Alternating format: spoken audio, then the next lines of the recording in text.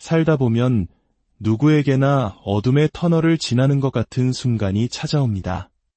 때로는 경제적인 어려움으로, 때로는 건강의 문제로, 혹은 인간관계의 갈등 속에서 우리는 길을 잃고 헤매곤 합니다.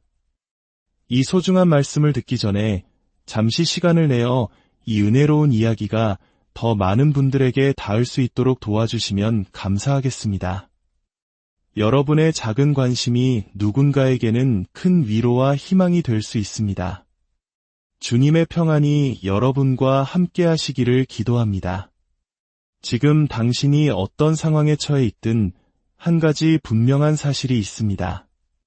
바로 하늘에 당신의 아버지가 계시다는 것입니다. 그분은 우리 곁에 가까이 계시며 우리를 깊이 돌보시고 모든 것을 하실 능력이 있으시며 언제나 한결같은 분이십니다. 그분은 당신의 모든 것을 알고 계십니다. 만약 당신이 지금 인생의 가장 어두운 밤을 지나고 있다면 고통 그 자체에만 머물러 있던 시선을 들어 하늘의 아버지를 바라보아야 합니다. 당신의 삶에 일어나는 모든 일을 아시고 모든 것을 보시며 모든 상황에 마음 아파하시고 그 모든 것을 바꿀 힘을 가지신 분, 당신이 그분을 신뢰하기만 한다면 기꺼이 당신을 도우실 바로 그분, 하나님 아버지를 말입니다. 인생의 가장 어두운 날을 지날 때 우리가 반드시 기억해야 할 4가지 진리가 있습니다. 첫 번째 진리는 이것입니다. 나에게는 나를 사랑하시는 하늘 아버지가 계신다. 그렇습니다. 하늘에 계신 나의 아버지는 나를 사랑하십니다. 이것이 바로 어두운 시간을 지날 때 우리가 가장 먼저 붙잡아야 할 진리입니다.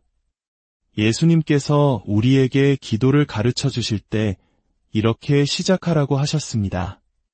하늘에 계신 우리 아버지여, 이 한마디는 당시 사람들에게 엄청난 충격이었습니다. 그때까지 대부분의 종교는 신을 멀리 있고 거대하며 강력한 우주적 존재로 가르쳤기 때문입니다. 자비로울 수는 있어도 감히 아버지라고 부를 수 있는 친밀한 존재는 아니었습니다. 하지만 예수님은 이 모든 고정관념을 깨뜨리셨습니다. 하나님께 말할 때는 마치 사랑하는 아빠에게 말하듯 하라고 가르치신 것입니다. 실제로 예수님께서 사용하신 아람어 아빠는 어린아이가 아버지를 부르는 가장 친근한 표현, 우리말로 아빠와 같은 의미입니다. 중동의 아이들이 가장 먼저 배우는 단어이기도 합니다. 예수님은 십자가 위에서 극심한 고통 중에 마지막 숨을 거두시면서도 아버지라는 말로 기도를 시작하셨습니다. 죄에 대한 심판의 시간이 끝나고 하나님과 화해하게 된 그 순간 예수님은 비인격적인 힘이나 멀리 있는 신이 아닌 아버지께 말씀드리고 계셨던 것입니다. 요한복음 16장 28절에서 예수님은 이렇게 말씀하십니다. 내가 아버지에게서 나와 세상에 왔고 다시 세상을 떠나 아버지께로 가노라. 우리가 하나님을 아버지라 부를 수 있다는 것은 어떤 의미일까요? 어떤 사람들은 이 개념을 받아들이기 힘들어합니다. 상처를 준 아버지, 무관심했던 아버지, 파괴적인 아버지에 대한 기억 때문에 아버지라는 단어에 거부감을 느끼기 때문입니다. 하지만 하늘에 계신 우리 아버지는 그런 분이 아닙니다.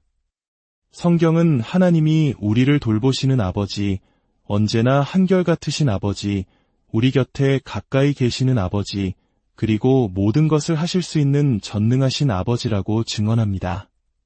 그분은 우리가 상상하는 것 이상으로 우리를 사랑하십니다. 시편 103편 13절은 말합니다. 아버지가 자식을 긍휼히 여김같이 여호와께서는 자기를 경외하는 자를 긍휼히 여기시나니.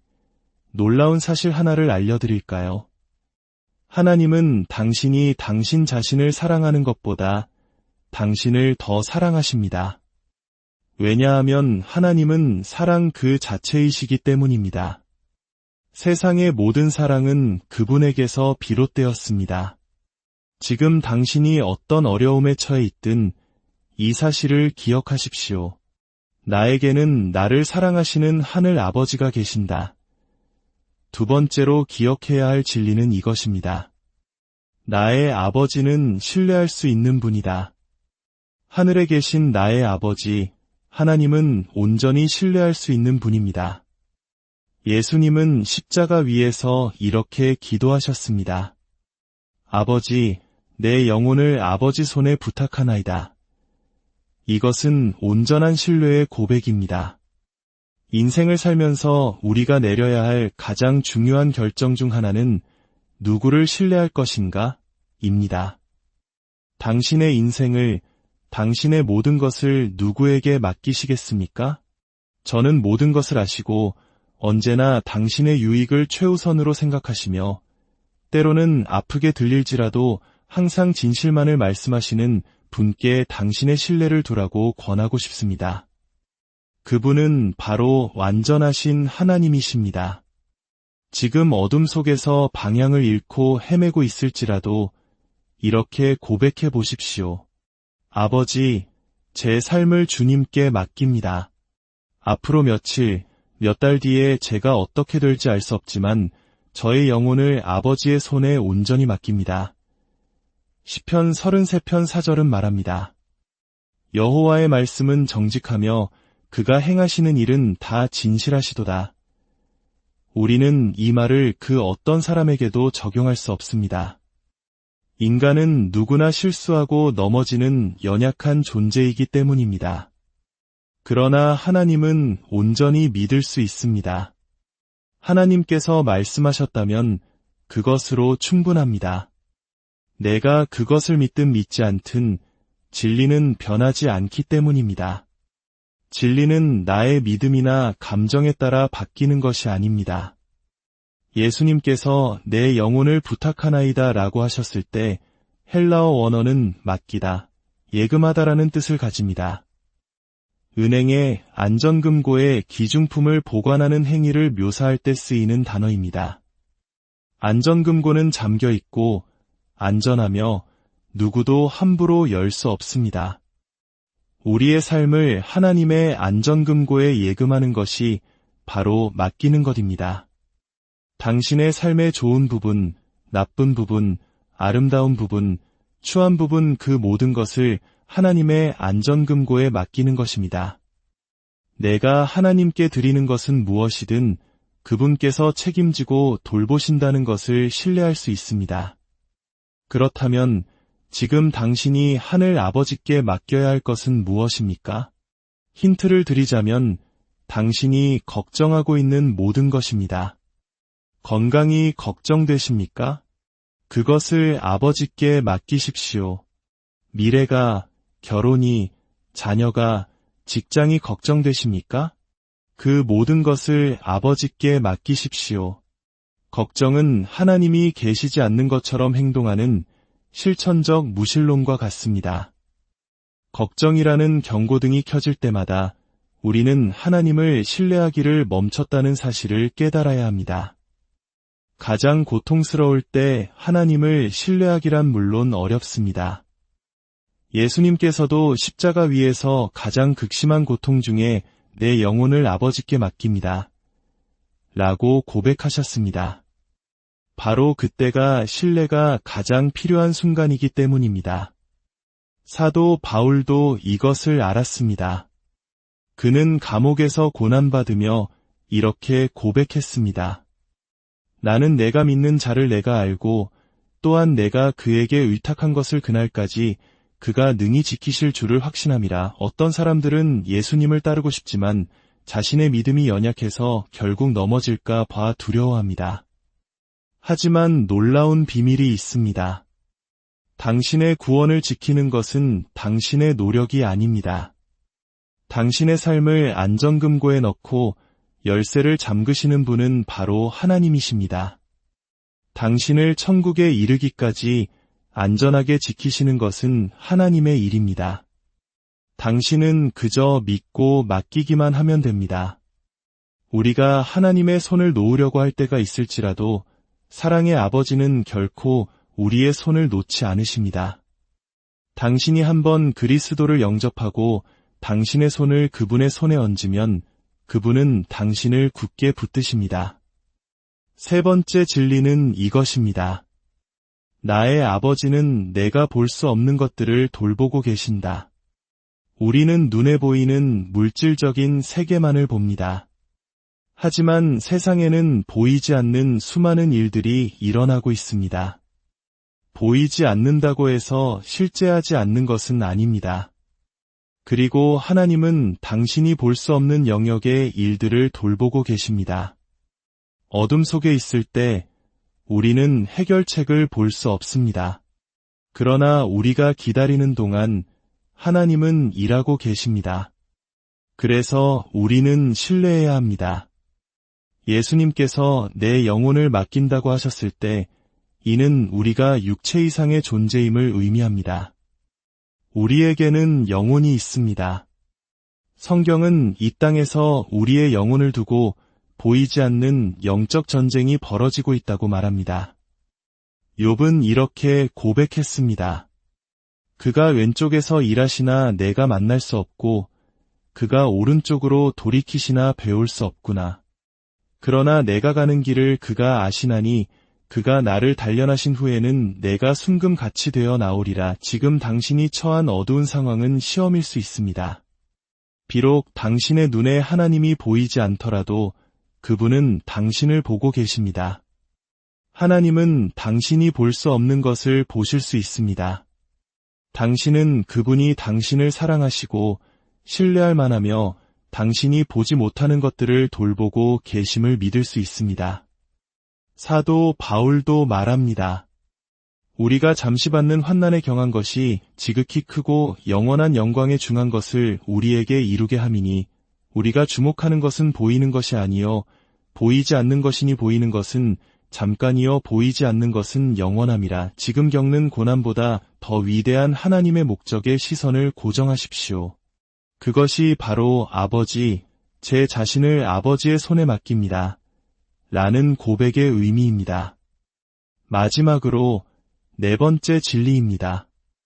나의 아버지는 내가 그분의 손에 맡기는 모든 것을 감당하실 수 있다. 그분은 나를 사랑하시고 신뢰할 수 있으며 보이지 않는 영역을 다스리시고 내가 그분의 손에 맡기는 그 어떤 것도 감당하실 능력이 있으십니다. 아버지의 손에라는 표현은 돌봄과 안전을 상징하는 아름다운 표현입니다. 그렇다면 하나님의 손은 얼마나 클까요? 첫째, 하나님의 손은 나를 축복하시기에 충분히 큽니다. 이사야서 62장은 말합니다.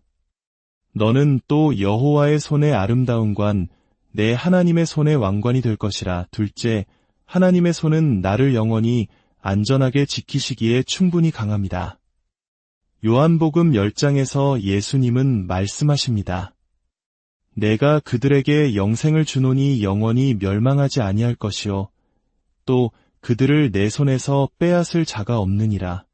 그들을 주신 내 아버지는 만물보다 크심에 아무도 아버지 손에서 빼앗을 수 없느니라. 그 누구도 심지어 사탄도 당신을 하나님의 손에서 빼앗을 수 없습니다. 하나님의 손은 너무나 커서 당신이 스스로 그 손 밖으로 떨어져 나갈 수도 없습니다. 셋째, 그분의 손에는 상처가 있습니다. 그렇습니다. 예수님의 손에는 못자국이 있습니다. 그 상처는 하나님께서 결코 우리를 잊지 않으신다는 증거입니다. 천국에서 우리는 흠없는 완벽한 몸을 갖게 될 것입니다. 천국에 있는 유일한 상처는 오직 예수님의 몸에 남은 상처일 것입니다. 그 상처는 우리를 구원하기 위해 치르신 대가가 얼마나 컸는지를 영원히 기억하게 할 것입니다. 이사야서 49장은 이렇게 기록합니다. 여인이 어찌 그 젖먹는 자식을 잊겠으며 자기 태에서 난 아들을 긍휼히 여기지 않겠느냐. 그는 혹시 잊을지라도 나는 너를 잊지 아니할 것이라. 내가 너를 내 손바닥에 새겼고 십자가의 못자국을 볼 때마다 예수님은 이렇게 말씀하시는 것과 같습니다. 내가 너를 이만큼 사랑한다. 하나님은 당신의 이름을 그분의 손바닥에 문신처럼 새기셨습니다. 어린 시절 밤에 무서움을 느낄 때면 부모님의 침대로 기어들어가 부모님 사이에서 잠이 들곤 했습니다. 그곳에서는 안전함을 느꼈기 때문입니다. 제가 잠들고 나면 아버지는 저를 강한 팔로 안아 제 침대로 다시 옮겨주셨습니다. 아침에 눈을 뜨면 저는 제 침대에 누워 있었습니다. 제가 잠든 사이 아버지가 사랑의 팔로 저를 있어야 할 곳으로 데려다 주신 것입니다. 이것은 예수 그리스도를 믿는 신자가 죽음을 맞이하는 것이 어떤 의미인지를 보여주는 완벽한 그림입니다. 언젠가 당신이 이 땅에서 잠들게 될 때 하늘의 아버지는 당신을 그 사랑의 팔로 안아 당신이 영원히 속한 곳 천국으로 데려가실 것입니다. 아버지, 내 영혼을 아버지 손에 부탁하나이다. 이 고백은 단지 죽음의 순간에만 필요한 것이 아닙니다. 두려울 때, 분노할 때, 걱정될 때, 우울할 때, 혼란스러울 때, 절망에 빠졌을 때, 중요한 결정을 내려야 할 때, 당신의 남은 생애 동안 매일, 매 순간 필요한 고백입니다. 오늘 이 말씀을 통해 여러분의 가장 어두운 날의 하늘 아버지를 향한 굳건한 믿음을 발견하시기를, 그리고 그분의 손 안에서 참된 평안과 안식을 누리시기를 간절히 기도합니다. 주님의 은혜가 늘 함께